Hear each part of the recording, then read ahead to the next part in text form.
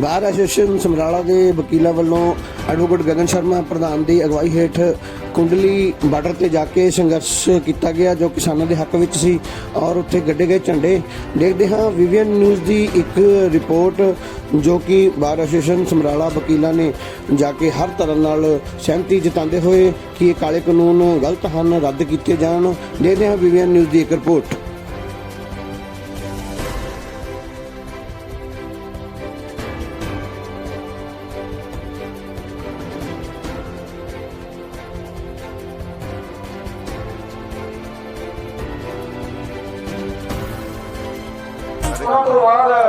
गुरनाम सिंह जी ਝੁਲਾਨੀ ਤੇ ਭਾਰਤੀ ਕਿਸਾਨ ਯੂਨੀਅਨ ਹਰਿਆਣਾ ਤੋਂ ਚਾਰਨ ਗੁਰਨਾਮ ਸਿੰਘ ਜੀ ਝੁਲਾਨੀ।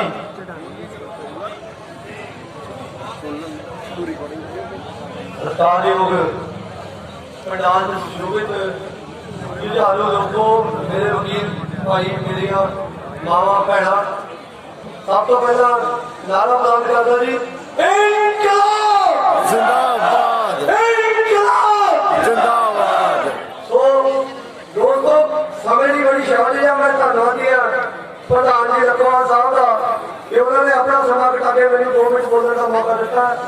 ਅਸੀਂ ਦੋਸਤੋ ਉਸ ਫਰੰਟ ਲਾਈਨ ਦੇ ਵਿੱਚ ਜਿਹੜੇ ਪੰਜਾਬ ਦੇ ਵਿੱਚ ਜਥੇਬੰਦੀਆਂ ਰਾਹੀਂ ਪਿੰਡ ਜਾ ਕੇ ਲੋਕਾਂ ਨੂੰ ਇਹ ਅਪੀਲ ਕਰਨ ਲੱਗੇ ਹੋਏ ਆ ਕਿ ਉਹ ਜੋ ਸੰਘਰਸ਼ ਚੱਲ ਰਿਹਾ ਦਿੱਲੀ ਦੇ ਵਿੱਚ, ਉੱਥੇ ਵੱਧ ਤੋਂ ਵੱਧ ਜਾ ਕੇ ਹਾਜ਼ਰੀ ਲਵਾਓ, ਆਪਣੇ ਭਰਾਵਾਂ ਦੇ ਨਾਲ ਮੋਢੇ ਨਾਲ ਮੋਢਾ ਲਾ ਕੇ ਖੜੋ। ਸੋ ਇੱਕ ਤਾਂ ਮੈਂ ਇਹ ਗੱਲ ਕਹਿਣੀ ਹੈ ਕਿ ਇੱਥੇ ਬੁਲਾਰਿਆਂ ਨੇ ਜਿਹੜੀ ਗੱਲ ਕਹੀ ਆ, ਮੈਂ ਗੱਲ ਬਾਪ ਲਾਉਂਦਾ ਵਾਲਿਸ ਕਹਿੰਦਾ ਸਾਨੂੰ ਪੂਰਾ ਯਕੀਨ ਹੈ ਸਾਡੇ ਆਗੂਆਂ ਦੇ ਜਿਹੜੇ ਸਾਡੇ ਇੱਥੇ ਬਜ਼ੁਰਗ ਇਸ ਸੰਘਰਸ਼ ਨੂੰ ਲੀਡ ਕਰ ਰਹੇ ਨੇ। ਇਹ ਸਾਨੂੰ ਕਹਿਣਗੇ ਖੂਜ ਗਿਰੋ, ਖਾਤੇ 'ਚ ਗਿਰੋ, ਉੱਥੇ ਵੀ ਗਿਰਾਂਗੇ। ਅਸੀਂ ਅੱਖਾਂ ਬੰਦ ਕਰਕੇ ਆਪਣੇ ਆਗੂਆਂ ਤੇ ਯਕੀਨ ਕਰਦੇ ਹਾਂ। ਕੋਈ ਐਸੀ ਗੱਲ ਨਹੀਂ, ਮਨ ਘਟਾਉਣ ਵਾਲੀ ਕੋਈ ਗੱਲ ਨਹੀਂ। ਲੜਨ ਤੋਂ ਵੀ ਡਰਦੇ, ਮਰਨ ਤੋਂ ਵੀ ਡਰਦੇ। ਸਾਡੇ ਬਜ਼ੁਰਗ ਇੱਥੇ ਸ਼ਹੀਦ ਹੋ ਗਏ, ਸ਼ਹੀਦ ਹੋਇਆ ਸਾਡੇ ਸਾਥੀ ਉੱਥੇ ਸਰਕਾਰਾਂ ਨੇ 20 ਤਰੀਕ ਦਾ ਪ੍ਰੋਗਰਾਮ ਦਿੱਤਾ ਹੋਇਆ। ਵਾਅਦਾ ਕਰਦੇ ਆ ਪੁਰਜੋਰ ਕੱਟ ਕਰਾਂਗੇ, ਪੁਰਜੋਰ ਪਿੰਡਾਂ ਦੇ ਵਿੱਚੋਂ ਲੋਕਾਂ ਨੂੰ ਕੱਢ ਕੇ ਲਿਆਵਾਂਗੇ, ਦੱਸਾਂਗੇ ਉਹ 16 ਸਾਲ ਦਾ ਪੁੱਤ ਕਿਵੇਂ ਮਰਿਆ, ਉਹ 90 ਸਾਲ ਦਾ ਬਾਬਾ ਕਿਵੇਂ ਸ਼ਹੀਦ ਹੋਇਆ, ਕਿਹੜੀ ਕੰਮ ਦੇ ਪਿੱਛੇ ਉਹਨਾਂ ਨੇ ਆਪਣੀ ਜਾਨ ਦਿੱਤੀ ਹੈ। ਸੋ ਬਹੁਤੀਆਂ ਗੱਲਾਂ ਲੱਗਣ ਦਾ ਇੱਕ ਬੇਨਤੀ ਜ਼ਰੂਰ ਕਰਦੀ ਹੈ, ਪ੍ਰੋਗਰਾਮ ਜੋ ਵੀ ਹੈ ਜਿਹੜੇ ਅਸੀਂ ਫਾਲੋ ਕਰਦੇ ਹਾਂ। ਇੱਥੇ ਮੇਰੇ ਛੋਟੇ ਵੀਰ ਨੇ 16 17 ਸਾਲ ਦੇ ਜਾਂ ਕੁਝ ਬੜੇ ਵੀ ਨੇ ਵੀਰੋ, ਅਸੀਂ ਉੱਥੋਂ ਤੁਰ ਕੇ ਆਉਂਦੇ ਹਾਂ। ਕਈ ਵਾਰੀ ਦੇਖਦੇ ਹਾਂ ਕੁਝ ਲੋਕ ਠੀਕ ਹੈ ਗੁੱਸਾ ਹੈਗਾ ਪ੍ਰਧਾਨ ਮੰਤਰੀ ਦੇ ਖਿਲਾਫ ਹੈ, ਇਹ ਲੋਟੂ ਟੋਲੇ ਦੇ ਖਿਲਾਫ ਹੈ ਸਾਡੇ ਮੰਤਰੀ, ਪਰ ਇੱਥੇ ਸਾਡੀਆਂ ਮਾਵਾਂ ਵੀ ਨੇ, ਸਾਡੀਆਂ ਭੈਣਾਂ ਵੀ ਨੇ। ਗਾਲਾਂ ਵਾਲਾ ਜਿਹੜਾ ਕੰਮ ਹੈ ਉਹ ਜੇ ਹੋ ਸਕਦਾ ਬੰਦ ਕਰ ਦਿਓ। ਹੱਥ ਜੋੜ ਕੇ ਬੇਨਤੀ ਹੈ, ਇਹ ਸਾਡਾ ਪੰਜਾਬ ਨਹੀਂ, ਇਹ ਸਾਡੀ ਸੱਭਿਅਤਾ ਨਹੀਂ ਹੈਗੀ। ਠੀਕ ਹੈ, ਸਾਨੂੰ ਗੁੱਸਾ ਆਉਂਦੇ ਨਾਲ ਅਸੀਂ ਨਿਪਟਾਵਾਂਗੇ ਆਪਣੀ ਗੱਲ ਸ਼ਾਂਤਮਈ ਢੰਗ ਨਾਲ। ਅੱਜ ਸਾਰਾ ਹਿੰਦੁਸਤਾਨ, ਸਾਰੀ ਦੁਨੀਆ ਦੇਖ ਰਹੀ ਹੈ ਕਿ ਪੰਜਾਬ ਹੈ ਕੀ। ਔਰ ਦਿੱਲੀ ਵਾਲੇ ਨੂੰ ਪੰਜਾਬੀ ਦੇਖੇ ਸੀ, ਅਸੀਂ ਅੱਜ ਦਿਖਾਏ ਨੇ ਕਿ ਪੰਜਾਬ ਕਿਵੇਂ ਜੀਂਦਾ।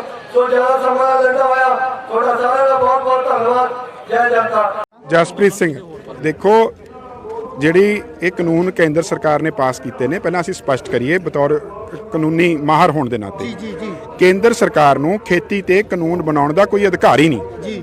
ਖੇਤੀ ਜਿਹੜੀ ਹੈਗੀ ਉਹ ਸੂਬਿਆਂ ਦਾ ਵਿਸ਼ਾ ਹੈ। ਸੂਬਿਆਂ ਦਾ ਵਿਸ਼ਾ ਹੋਣ ਕਰਕੇ ਖੇਤੀ ਦੀ ਮਾਰਕੀਟਿੰਗ ਵੀ ਸੂਬਿਆਂ ਦਾ ਵਿਸ਼ਾ ਹੈ। ਇਸ ਕਰਕੇ ਕੇਂਦਰ ਸਰਕਾਰ ਨੂੰ ਕਾਨੂੰਨ ਬਣਾਉਣ ਦਾ ਖੇਤੀ ਦੇ ਉੱਤੇ ਕੋਈ ਅਧਿਕਾਰ ਹੀ ਨਹੀਂ। ਕੇਂਦਰ ਸਰਕਾਰ ਨੇ ਕਾਨੂੰਨ ਬਣਾ ਕੇ ਗੈਰ ਸੰਵਿਧਾਨਕ ਕਾਰਾ ਕੀਤਾ। ਕੇਂਦਰ ਸਰਕਾਰ ਨੂੰ ਇਹ ਕਾਨੂੰਨ ਤੁਰੰਤ ਵਾਪਸ ਲੈਣੇ ਚਾਹੀਦੇ।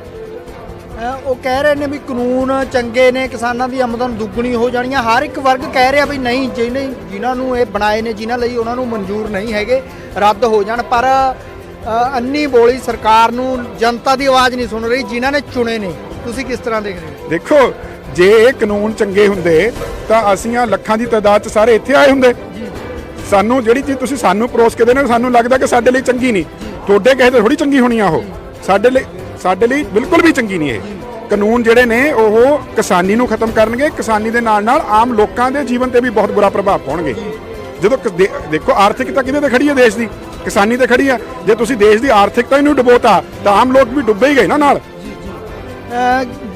ਸੈਂਟਰ ਸਰਕਾਰ ਵੱਲੋਂ ਕਿਹਾ ਜਾ ਰਿਹਾ ਹੈ ਜਿਹੜਾ ਇਹ ਧਰਨੇ ਪ੍ਰਦਰਸ਼ਨ ਚੱਲ ਰਹੇ ਨੇ, ਇਹਨਾਂ ਨੂੰ ਦੇਸ਼ ਵਿਰੋਧੀ ਤਾਕਤਾਂ ਸਪੋਰਟ ਕਰ ਰਹੀਆਂ ਨੇ। ਪਾਕਿਸਤਾਨ ਨਾਲ ਜੋੜਿਆ ਜਾਂਦਾ, ਚੀਨ ਨਾਲ ਜੋੜਿਆ ਜਾਂਦਾ, ਹੋਰ ਕਈ ਤਰ੍ਹਾਂ ਦੇ ਬਿਆਨ ਦਿੱਤੇ ਜਾਂਦੇ ਨੇ। ਕੀ ਕहेंगे? ਕੁਛ ਨਹੀਂ, ਦੇਖੋ ਸਰਕਾਰਾਂ ਕੋਲ ਤਿੰਨੇ ਚੀਜ਼ਾਂ ਹੁੰਦੀਆਂ ਨੇ। ਜਾਂ ਤਾਂ ਅੰਦੋਲਨ ਨੂੰ ਲੰਬਾ ਕਰਕੇ ਥਕਾ ਦਿਓ, ਜਾਂ ਅੰਦੋਲਨ ਦੇ ਵਿੱਚ ਸ਼ਰਾਰਤੀ ਅਨਸਰ ਭੇਜ ਕੇ ਗੜਬੜੀ ਕਰਾ ਕੇ ਬਦਨਾਮ ਕਰ ਦਿਓ, ਜਾਂ ਜਿਹੜਾ ਹੈਗਾ ਅੰਦੋਲਨਕਾਰੀਆਂ ਦੇ ਵਿੱਚ ਪਾੜ ਪਾ ਦਿਓ, ਜਾਂ ਕੋਈ ਅੰਦੋਲਨਕਾਰੀਆਂ ਨੂੰ ਕੋਈ ਲੋਭ ਲਾਲਚ ਦੇ ਕੇ ਖਰੀਦ ਲਓ। ਪਰ ਸਰਕਾਰ ਦੇ ਇਹ ਜਿਹੜੇ ਮਨਸੂਬੇ ਨੇ ਸਰਕਾਰ ਪਹਿਲੇ ਦਿਨ ਤੋਂ ਹੀ ਕਰਦੀ ਆ ਰਹੀ ਹੈ। ਪਰ ਇਹ ਜਿਹੜਾ ਅੰਦੋਲਨ ਹੈ ਜਨ ਅੰਦੋਲਨ ਆ, ਜਨ ਅੰਦੋਲਨ ਆ, ਇਹਦੇ 'ਚੋਂ ਰੱਬ ਦਾ ਵਾਸਾ ਹੋਇਆ। ਸਰਕਾਰ ਦੇ ਮਨਸੂਬੇ ਕਦੇ ਜਿਹੜੇ ਹੈਗੇ ਨੇ ਉੱਥੇ ਪਾਸ ਨਹੀਂ ਹੋਣੇ, ਸਰਕਾਰ ਦੇ ਮਨਸੂਬਿਆਂ ਦੇ ਉੱਤੇ ਪਾਣੀ ਨਹੀਂ ਆਉਣਾ ਕੋਈ ਵੀ। ਇਹ ਲੋਕ ਜਿਹੜੇ ਨੇ ਇਹ ਸਰਕਾਰ ਦੇ ਸਾਰੇ ਮਨਸੂਬਿਆਂ ਤੇ ਪਾਣੀ ਫੇਰਨਗੇ, ਕਿਉਂਕਿ ਇਸ ਅੰਦੋਲਨ 'ਚ ਰੱਬ ਦਾ ਵਾਸਾ ਹੈ।